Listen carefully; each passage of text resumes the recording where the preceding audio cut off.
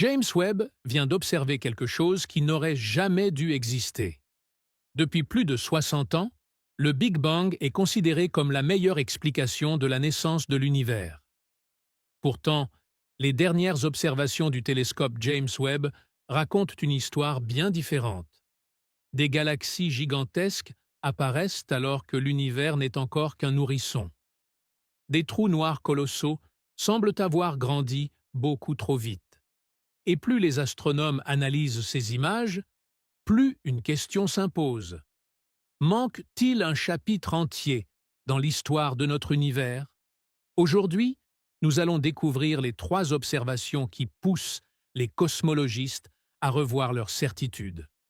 Et la dernière pourrait complètement bouleverser notre vision du Big Bang. Alors, qu'est-ce qui intrigue autant les scientifiques?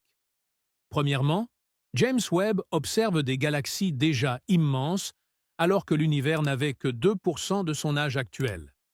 Deuxièmement, ces galaxies semblent déjà contenir des éléments chimiques qui auraient dû mettre bien plus longtemps à apparaître. Et enfin, certaines d'entre elles abritent des trous noirs gigantesques dont la croissance paraît presque impossible à expliquer. Individuellement, chacune de ces découvertes pourrait avoir une explication. Mais lorsqu'on les assemble, elles dessinent un tableau beaucoup plus déroutant. Et si le Big Bang n'était pas faux, mais simplement incomplet? Imaginez que vous soyez archéologue. Vous fouillez un site censé dater des premiers jours de la civilisation humaine. Vous vous attendez à découvrir quelques outils rudimentaires. Mais à la place, vous tombez sur une immense ville. Des routes, des bâtiments, une société déjà parfaitement organisée. Votre première réaction serait simple. La datation est-elle fausse ou notre histoire est-elle incomplète? C'est exactement ce qu'ont ressenti plusieurs astronomes en découvrant les premières images du télescope James Webb. Depuis des décennies, les modèles cosmologiques racontent la même histoire. Après le Big Bang, l'univers est essentiellement composé d'hydrogène et d'hélium. Puis apparaissent les premières étoiles. Elles explosent en supernovas. Elles fabriquent les premiers éléments lourds. Ensuite seulement, de petites galaxies commencent à fusionner lentement pendant des milliards d'années. C'est ce qu'on appelle la formation hiérarchique. En théorie, les grandes galaxies ne devraient donc apparaître que bien plus tard. Mais lorsque James Webb a commencé à observer les profondeurs du cosmos, quelque chose a immédiatement attiré l'attention. Certaines galaxies existaient déjà seulement 300 à 400 millions d'années après le Big Bang. Certaines semblaient déjà contenir des centaines de milliards d'étoiles. D'autres présentaient une structure étonnamment bien organisée. Certaines étaient même comparables à la Voie lactée, alors que l'univers n'avait que 2% de son âge actuel.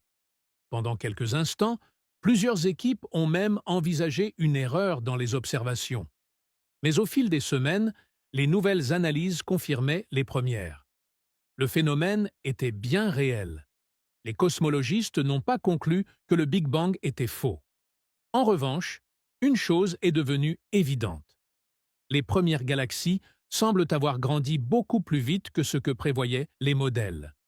Et cette découverte soulève une nouvelle question. Car si ces galaxies sont déjà aussi développées, comment peuvent-elles déjà contenir autant d'éléments lourds? Et c'est précisément là que le véritable mystère commence. Si les galaxies étaient déjà surprenantes, leur composition chimique l'était encore davantage. En analysant leur lumière, les astronomes découvrent du carbone, de l'oxygène, du fer.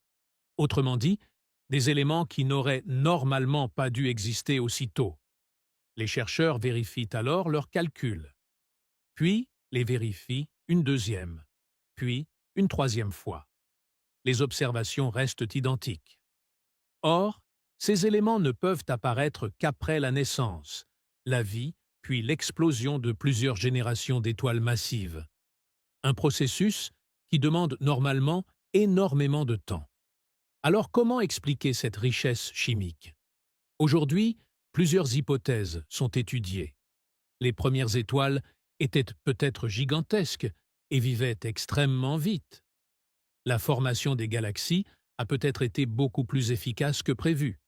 Certaines masses ont peut-être été surestimées. Ou alors, notre estimation de l'âge de l'univers primordial demande encore à être affinée. Aucune de ces hypothèses n'est définitivement confirmée.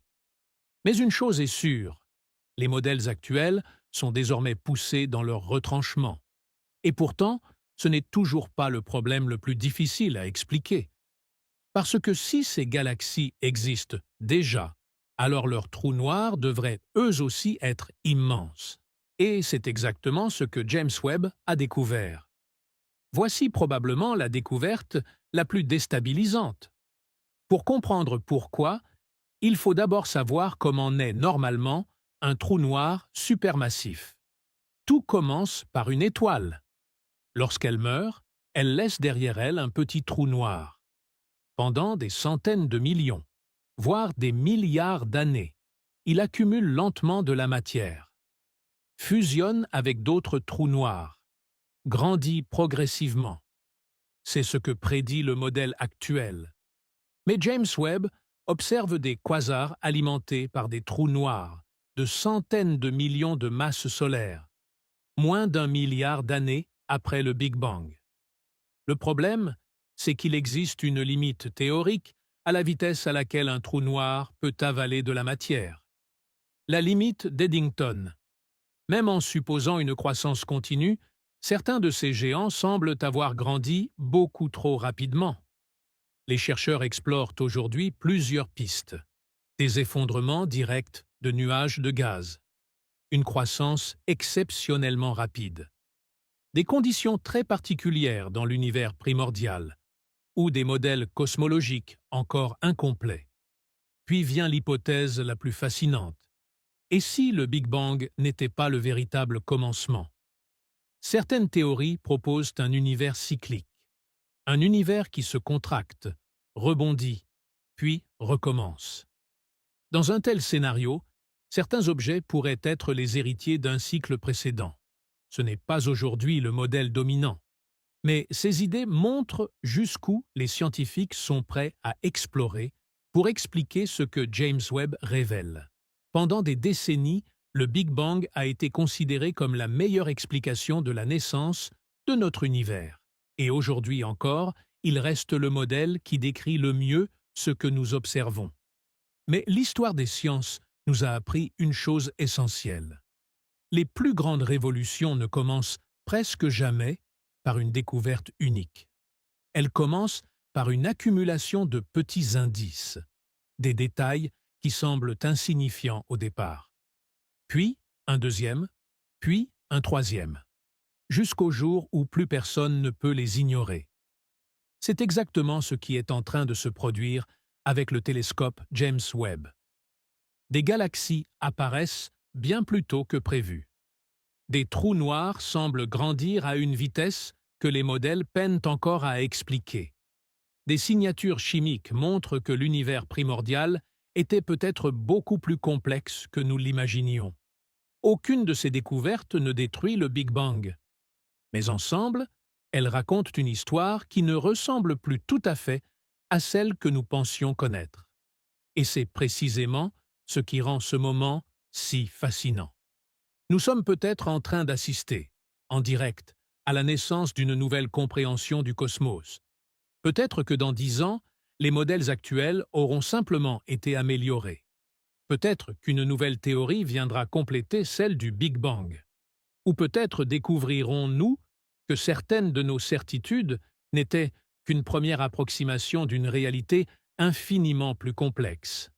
Après tout, chaque fois que l'humanité a construit un instrument capable de regarder plus loin, Galilée a pointé sa lunette vers le ciel et a bouleversé notre place dans le système solaire. Hubble nous a révélé que notre galaxie n'était qu'une parmi des milliards d'autres. Et aujourd'hui, James Webb nous oblige peut-être à reconsidérer les premiers instants de l'univers lui-même. Le plus incroyable, c'est que nous n'en sommes qu'au début. Le télescope James Webb a été conçu pour fonctionner pendant de nombreuses années encore. Chaque nouvelle observation pourrait confirmer les modèles actuels, ou révéler une anomalie encore plus surprenante. Alors la véritable question n'est peut-être plus de savoir si le Big Bang est vrai ou faux. La véritable question est de savoir combien de secrets l'univers garde encore pour lui. Parce qu'au fond, l'univers n'a jamais cessé de nous surprendre. Et peut-être que la plus grande découverte de James Webb n'est pas une galaxie ni un trou noir, mais le fait qu'il nous rappelle, une fois de plus, que malgré tous nos progrès, nous sommes encore loin d'avoir compris toute l'histoire de notre univers. Alors, si le Big Bang n'était finalement pas la fin de nos questions, mais seulement le début d'une aventure scientifique qui ne fait que commencer, une chose est certaine, tant que James Webb continuera d'observer l'univers, notre histoire du cosmos continuera de s'écrire.